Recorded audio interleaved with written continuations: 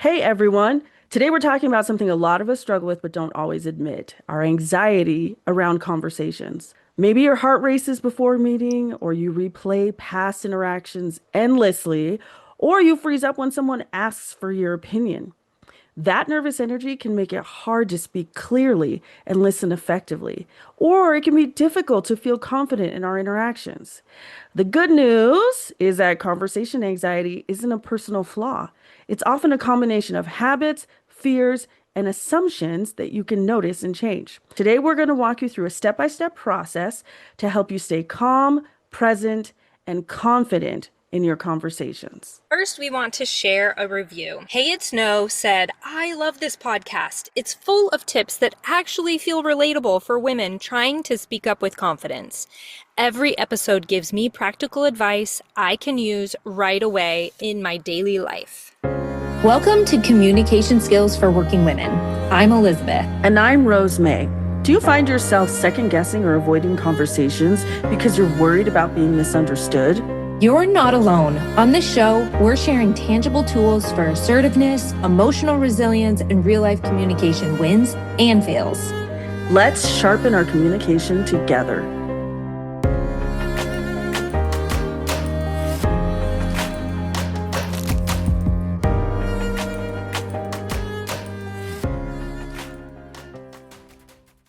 Our family is being impacted by the government shutdown right now, which means that my husband is home with us all of the time. And 99% of the time, this is absolutely amazing for our family. If any of you know my husband, you love him. Like, that is just, to know Sean is to love Sean. This is true, actually. Yes. It is. It's not Yeah. just me. Yeah. And he came down to talk to me one morning, and I said yes to something that I really needed to have actually said no to. And I started having anxiety and feeling nervous and feeling resentful because when you say yes when you should have said no, resentment is the emotion that is always associated with that, even though I know we're not supposed to say always. I had that experience and I immediately had to decide if I was going to talk to him about it, if I was going to address this situation, but I was having a lot of anxiety. Let's talk about the first step, which is getting crystal clear on the goal. In that scenario, what was the goal? In that scenario, my goal was to address what I had said yes to because I did not want to feel resentment towards my husband. And I was having, like, I was having anxiety because I realized all of a sudden what I said yes to would not allow me to do things that needed to get done that day. Hmm. I needed to address I needed to address the actual things that needed to get done, and I needed to communicate that I had said yes to something that I shouldn't have. And I love that you're saying this because when we clarify our goals, the first thing that we need to recognize is that our goal is about how we're showing up and not controlling what other people are thinking or saying, or even thinking about saying it the right way, the perfect thing. So that's great because I'm hearing you say that you needed to change how you were showing up in your interaction. Step two, notice the behaviors that don't support your goal. So let's take a close look at what you may have been doing or not doing that was keeping your anxiety alive. Yeah, so the initial conversation that produced this anxiety, I was in the middle of a workout. He came down to talk to me, started talking to me. I paused the workout and talked to him, but I I wasn't fully there. And I remember thinking in that moment, like, is he wanting me to do this for him? Mhm. Is he not? And so I didn't ask clarifying questions in that moment. I Mm. did later, which then helped things. So that did support my goal. But in the moment, I didn't. Yeah. And I think too, my behavior of I just wanted to be a good supportive spouse was something that was driving me. Yeah. So. So, like the desire to be a supportive spouse, the lack of presence, and the lack of clarifying questions. Those Yes. are some of the behaviors that weren't supporting your goal. Yeah. Yeah. I would even say that desire to be a supportive spouse is actually revealing in my hidden commitment. Mm, Like my behaviors where I wasn't fully engaged, I wasn't asking questions, and I wasn't clear on it at that time on what I needed from the day because I mhm. wasn't fully present. Right. Right. I love that you just said that about the hidden commitments, which is step three, because that's what we do.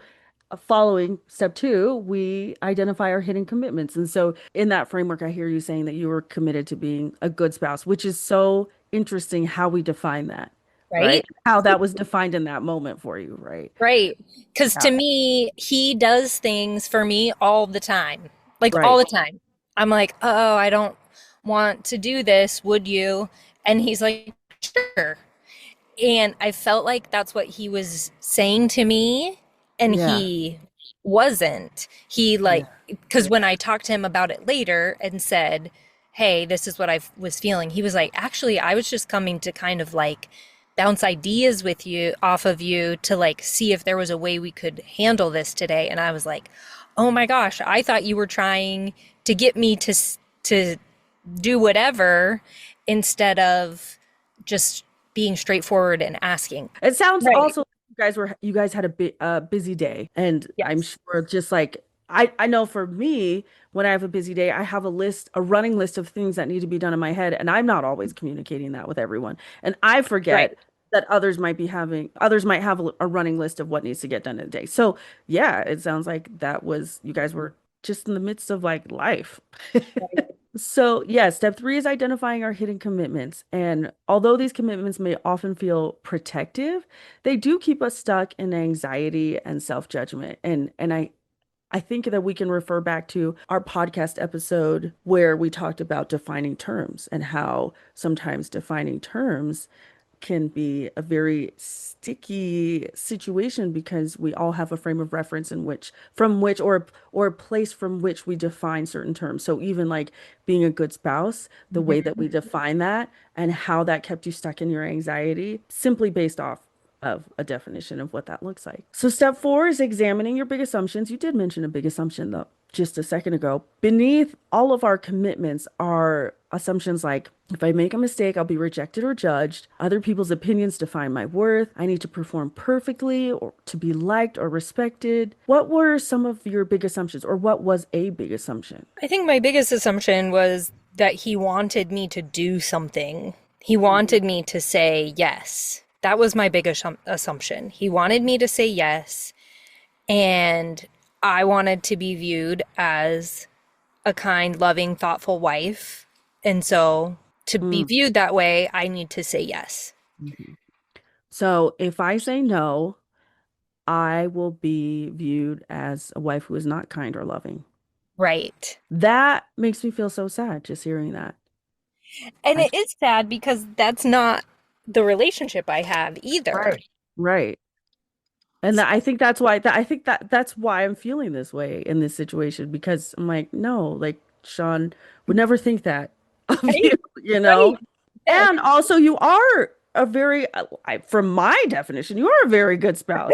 So yeah, this is just it's bringing up a lot for me that I think sometimes goes on we don't speak of very frequently.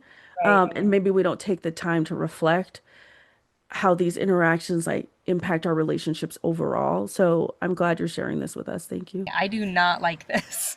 I know. And as you were talking, I was like, this is so good. I'm thinking about like how many people this will actually touch. I just thinking even those issues about like fear of rejection and anxiety about going back and saying something. Right. How many people are, I don't know, how many people are experiencing that? So step five is experimenting with new behaviors. Now, you need to know what new behaviors you would like to engage in, right? And hopefully, those behaviors are supporting your goal. So, experimenting with the new behaviors that actually support your goal and some practical steps to practice during your conversations, specifically, but as you are experimenting with these new goals, is first regulate your body.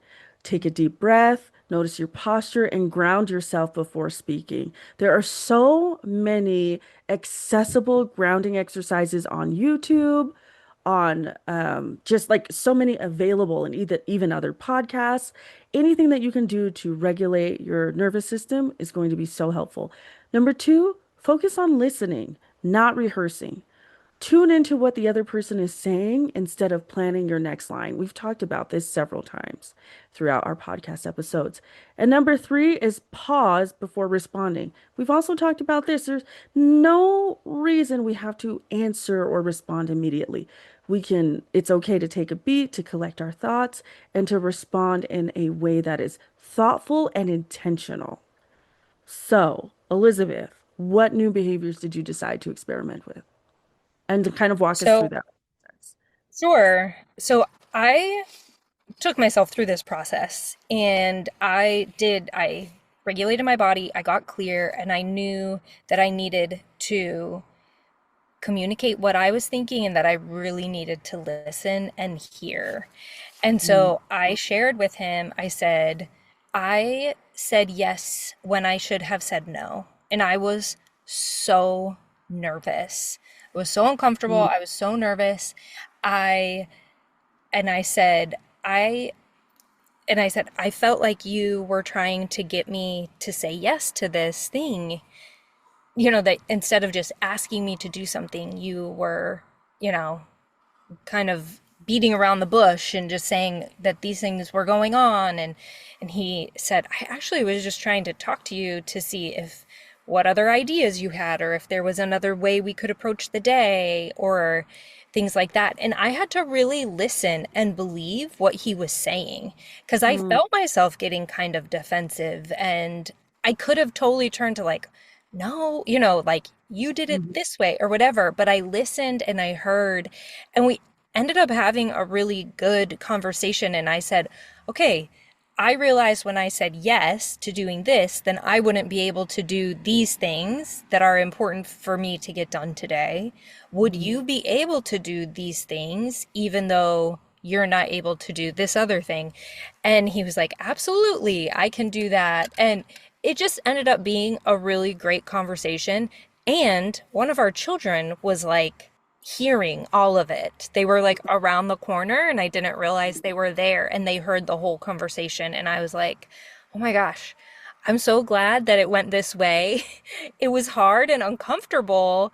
yeah, And my kid got to hear two grown up adults have a conversation, make a mistake, ask for, yeah, like, can we do this differently, misunderstand each other, and still end on a really good note. yeah. That is an extremely valuable experience. Extremely valuable. I should follow up with that child though and see what they experienced, Yeah, because they may have felt like the nervousness and the uncomfortableness and not. I wonder if they saw it come full circle as well. I'll have to follow up right. with them. That's a good idea, actually. So, step six is to review the data, making objective observations, right? Elizabeth, it sounds like when you approached Sean, if we're looking at this objectively, his response was, oh, this is what I was trying to do. So he was clarifying. So there was a lot of clarification that occurred between the two of you. It sounded like there was compromise that was able to occur between the two of you, and there was some shared understanding, right? And It didn't yes, get rid of the anxiety. correct. And know what else? Like, I really felt genuinely loved by him.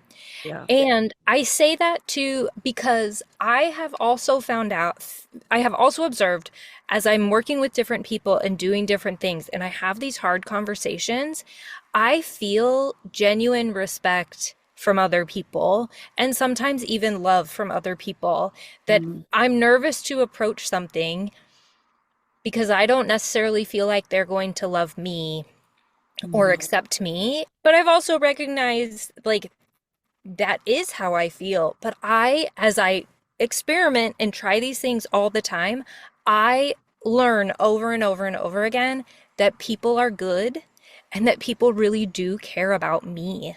mm. That right there, that's solid gold. I'm like, we could just be done. Okay, well, let's be done. That was Uh, my data reflection. that was your data reflection. And also, it doesn't end up this way every single time. Again, No. The point of walking through this process is to change how you show up. So even if it didn't turn out this way, it sounds like you're remaining committed to your goal and you're remaining committed to your values in changing the way that you show up. And that is personal growth, right? So Right. even though this conversation may not have started perfectly, right, in the way that we believe that perfect should be, it's important to remind yourself that a conversation doesn't need to be perfect to be successful, and that we can come back. Oftentimes, we can come back to conversations and work through Yes. them. Yes, it's never too late to come back to a conversation. Mhm. All right, our call to action this week is to experiment on these things. Regulate your body first. If you're feeling anxiety before a conversation or in the middle of a conversation, regulate your body. Focus on listening and not rehearsing, and really taking time to pause. And if you're curious about my other scenario and how that turned out, reach out to us. Yeah, leave So, us a comment. We got yeah, so many ways you can access us. You can access us on Facebook in our Facebook group, Develop Confidence in Relationships Through Effective Communication Skills. I know that's a long name. We got it linked in the show notes. Okay, just click on it. You can visit our website at communicateconnectthrive.com. You can email us at communicationskillsforwomen@gmail. All of these will be in the show notes. But until that time, speak clearly and listen bravely. When you feel confident in your communication, everything changes. We'd love to hear your wins, failures, and insights on Instagram at Communication Skills for Women.